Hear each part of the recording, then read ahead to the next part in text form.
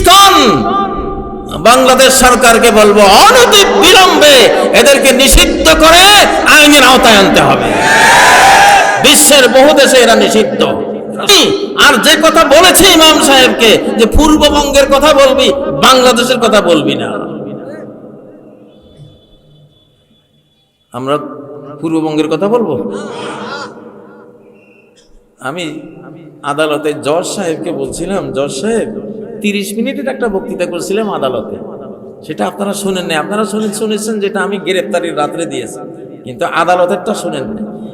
আদালতে আমি বলছিলাম যে ভারত যখন এতই ডিস্টার্ব আমাদের করলো, জীবনে কোনোদিন ভারতের ক্ষতিও করি নেই, তাদেরকে নিয়ে রাজনীতিও করিনি, তাদের কথা ভাবিও নাই, বলিও নাই। আমি আমাকে নিয়েছিলাম, আমি আমার দিন, ইসলাম, কোরআন এগুলি নিয়ে আছি।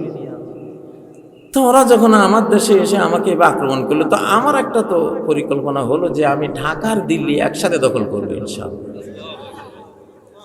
হিন্দু জজ তাকিয়ে আছে আমার দিকে, কিন্তু সে বিশ্বাস করছে, ওই জজটা বিশ্বাস করছে। উনি পরে বলেছেন যে আমি যদি পারতাম তাহলে ওনাকে আমি ছেড়ে দিতাম। এই ধরনের লোকদেরকে নিয়ে গন্ডগোল করা ঠিক না। এখন আমি যে বলেছিলাম ঢাকার দিল্লি ইনশাল্লাহ একসাথে করবো, আমার বুকে বল আছে দেখে বলেছি, কারণ হাদিসে তো এটা আছে, হাদিসে তো এটা আছে। তোমরা বাংলাদেশকে বানাতে চাও, আর আল্লাহ যদি চান হিন্দুস্তানকে মুসলিমিস্তান বানাই দেবে, রোখাইতে পারবো? হিন্দুস্তান মুসলমানিস্তান হবে ইনশাআল্লাহ। চীন আরব হামারা, হিন্দুস্তান হামারা, হিন্দুস্তান হামারা। আজকে বলে গেলাম, হয়তো আপনারা দেখবেন ইনশাআল্লাহ। কথায় কথা টানে, তোরে কয় না সুখে থাকতে ভূতে গিলে তুই মুসলমানিস্তান বানাইতে চাইতেই পারি নাকি? আমার রাইট আছে কিনা, অধিকার আছে কিনা? কিন্তু বাংলাদেশ যে না, এটা আমি জানি, কারণ এটা হাদিসে নাই। কিন্তু হিন্দুস্তান যে মুসলমানিস্তান হবে, এইটা হাদিসে আছে রে বাবা। বিপদ কার, আমার না তোর? খেপাইস না কইলাম, খেপাইলে আমরা যে কারে লই ছুটবো, কোন দিকে ছুটবো, কি করবো, আকাশের মালিক ছাড়া কেউ জানে না। আর মুখ দিয়ে তখন যা বাইর হবে আসমান কবুল করে নেবে। ওটা আমার সৈনিক, ওটা আমার গোলাম, ওটা আমার সাম্রাজ্যের কথা বলে, আমার শাহানশাহিত্বের কথা বলে, তাহলে আমি তো তার আকুতি আমি শুনবো, আল্লাহ কবুল করে না। ঠিক না? তাহলে ইনশাআল্লাহ আমি বলি, বাংলাদেশ 1924-এর পরে 2024 পর্যন্ত আমাদের খারাপ শতাব্দী, অশুভ আমাদের পরাজয় শতাব্দী ছিল। 2024-এর 5ই আগস্ট শতাব্দী চেঞ্জ, শুধু বাংলাদেশ চেঞ্জ হয় নাই, গোটা বিশ্ব চেঞ্জ হয়ে গেছে। একটা মাস, একটা দিন পরিবর্তন হয় নাই, গোটা শতাব্দী পরিবর্তন হয়ে গেছে। আলহামদুলিল্লাহ। এটা দেখবেন, আপনারা দেখছেন না কিভাবে বাংলাদেশের দিকে আসে সবাই? আমেরিকাও আসে, চীনও আসে, তারপরে রাশিয়া আসে, সব হাদিয়া লই আইতেছে সব। এখানে একখান ইতিহাস আছে। ইতিহাসটা হলো, ব্রিটিশরা যখন এই বাংলাদেশ পাইছিল, তার আগ পর্যন্ত ওরা ছিল শুধু বণিক। বাংলাদেশ পাওয়ার পরে ব্রিটিশরা গোটা পৃথিবী দখল করছিল। তাদের ওই সাম্রাজ্যে সহ্য ঢুকত না, ঠিক না? ওটা বাংলাদেশকে ক্যাপচার করার পরে ওরা এটা করেছে। ওদের ব্যাংক অফ ইংল্যান্ডের লিকুইডিটি আসছে বাংলাদেশের টাকা দিয়ে, ইতিহাসটা ওরা জানে। তখন তো আমরা ভুলে ভালা ছিলাম, অত বুঝিনি, ধোক্কা দিছে। তখন সিরাজউদ্দৌলা থেকে দেশ নিয়ে গেছে, ওরা হলো 3000, আর ওনার তো মির্জাফর গাদ্দার, বিশ্বাসঘাতক, ওর কারণে উনি হেরে গেছে। কিন্তু মির্জাফরের যে 3000 বাহিনী, একটা বাঙালি যদি একটা ইট হাতে নিয়ে মারতো, ওগুলি ওখানে দাপন হয়ে যেত। কিন্তু তখন জনগণ আর সরকার বিচ্ছিন্ন ছিল, এই জন্য হয়েছে। কিন্তু এখন কি বিচ্ছিন্ন? ওরে সর্বনাশ! এখন আমাদের বাংলাদেশের চা দোকানের এক একজন কাস্টমার উপদেষ্টার চেয়েও রাজনীতি বেশি বুঝে। আলহামদুলিল্লাহ। ও ভাইয়েরা, তাহলে ইনশাআল্লাহ অখণ্ড ভারত নয় বরং খণ্ডিত ভারত দলিলে প্রমাণে আমরা পাই, এটা হবে, এটা হবে, বাংলা হবে ইনশাআল্লাহ, ইনশাআল্লাহ। কুলিল্লাহুম্মা মালিকাল মুলক তু'তিল মুলকা মান তাশা। হে আল্লাহ, সাম্রাজ্যের মালিক তুমি, যাকে চাও তুমি সাম্রাজ্য দিতে পারো, পারো কিনা? প্রিয় ভাইয়েরা, তো ইসকন সম্পর্কে এই কথাগুলো বলার প্রয়োজন বোধ করেছি, মাসলা ক্লিয়ার করার প্রয়োজন বোধ করেছি। এই জাতীয় মুসলমান দেশে যারা সন্ত্রাস করে, স্যাবোটাজ করে, অন্তর্ঘাত সৃষ্টি করে এবং বিভিন্ন ধরনের গুজব, অপপ্রচার, মিথ্যাচার করে ভয়ভীতি সঞ্চার করে, এদের একখান সাজা কোরআনে উল্লেখ আছে। বলবো কারা কারা শুনতে চান? হ্যাঁ, সাজার কথা শুনবো, শুনবেন আপনারা? আল্লাহ বলেন, লাইল্লাম ইয়ানতাহিল মুনাফিকুন, এই মুনাফিকরা যদি ফিরে না আসে, ওয়াল্লাযীনা ফী কুলুবিহিম মারাদ, দিলের মধ্যে যাদের ব্যাধি আছে, নেফাকের ব্যাধি, মুনাফিকির রোগ আছে যাদের, ওয়াল মুরজিফুনা ফিল মাদিনা, দেশে রাষ্ট্রে শহরে যারা মানুষকে গুজব রটিয়ে ভয়ভীতি সঞ্চার করে মানুষের অন্তরে, এরা যদি এইসব কাজ থেকে ফেরত না আসে, তাহলে আমি কি করব? আল্লাহ বলেন, লানুগরিয়ান্নাকা বিহিম, হে মুহাম্মদ, আপনাকে আপনার দলবল সহ আমি এদের বিরুদ্ধে লেলিয়ে দেব, খেপিয়ে দেব, আপনাকে যুদ্ধং দেহি করে দেব এদের বিরুদ্ধে।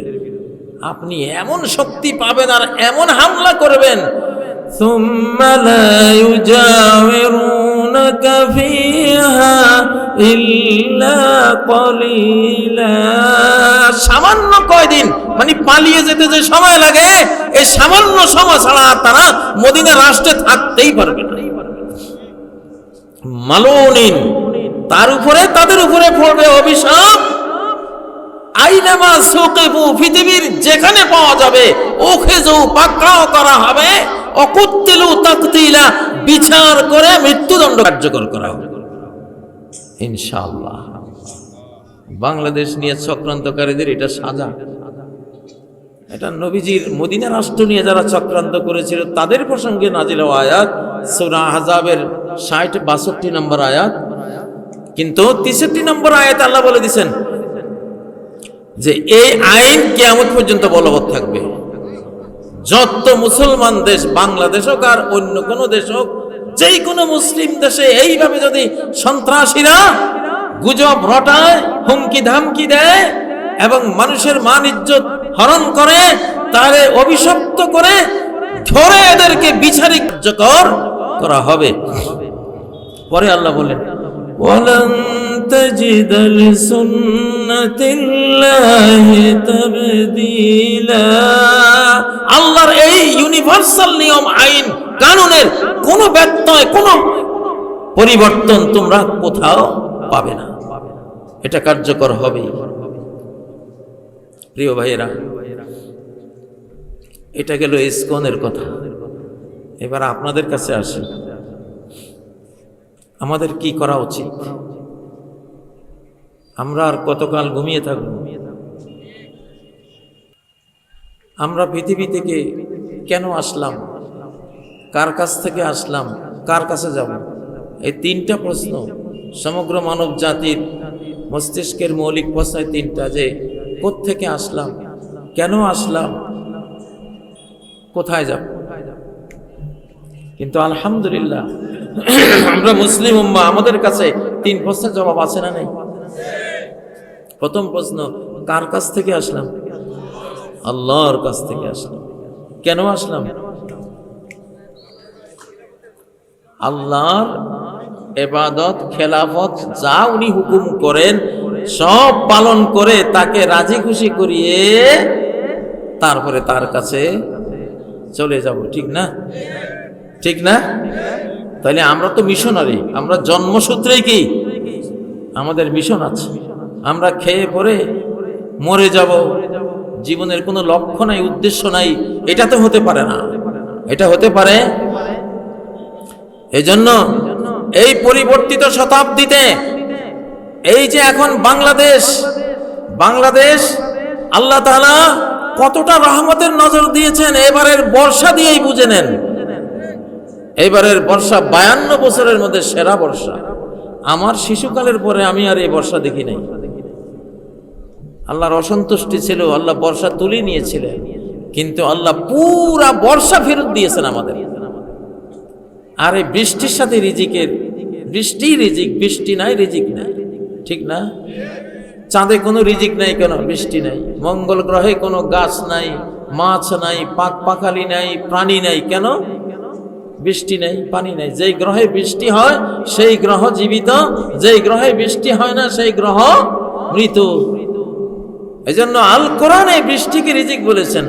ওয়ামা আনজালাল্লাহু মিনাস সামাই মির রিজক, আকাশ থেকে আল্লাহ যে রিজিক নাজিল করেন, সেই কি রিজিক? সেটা এই যে টাপুর টুপুর যে বৃষ্টি। আজকে আপনাদের এখানে এসে চিকন চিকন শিং মাছ, তারপরে দেশীয় ট্যাংরা মাছ, টাকি মাছ, শোল মাছ সব দেখলাম। এগুলি হারিয়ে গেছিল, আলহামদুলিল্লাহ সারা বাংলাদেশে আগের মাছগুলি সব আল্লাহ ফেরত দিয়েছে, ফেরত দেওয়া শুরু হয়ে গেছে। লম্বা বর্ষায় কীটনাশকের কারণে জমিন যে নষ্ট হয়েছিল আল্লাহ ধুয়ে দিয়েছেন, যে আমার বান্দারা ভারতের বিরুদ্ধে গেছে, আমি এখন তাদের পক্ষে আছি। আরে ভারত বিরোধী হওয়া, ভারত বিরোধী মানে জান্নাতি। ভারত বিরোধী মানে কি? জান্নাতি লোক। এসাবাতান মিন উম্মতি, আমার উম্মতের দুইটা দল, হাররাহুমাল্লাহু মিনান নার, দুই দলকে আল্লাহ জাহান্নাম থেকে মুক্ত করে দিয়েছেন। জাহান্নাম থেকে মুক্তিনামা দিয়ে দিয়েছেন, তাদেরকে আর দোজখে ফেলবেন না, আগুনে ফেলবেন না। কারা কারা চান সেই দুই দলের অন্তর্ভুক্ত হতে?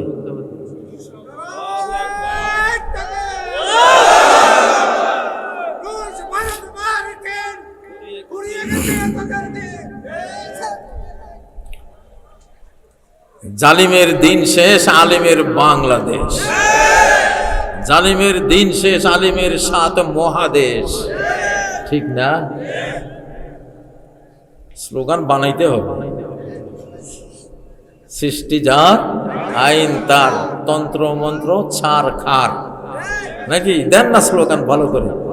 সৃষ্টি যার, সৃষ্টি যার, তন্ত্র মন্ত্র, তন্ত্র মন্ত্র সরকার হয়ে গেছে। সংবাদ দিচ্ছি না, হয়ে গেছে অলরেডি। এটা আমাদের দায়িত্ব হলো আপনাদেরকে রিয়েল সংবাদগুলো দেওয়া।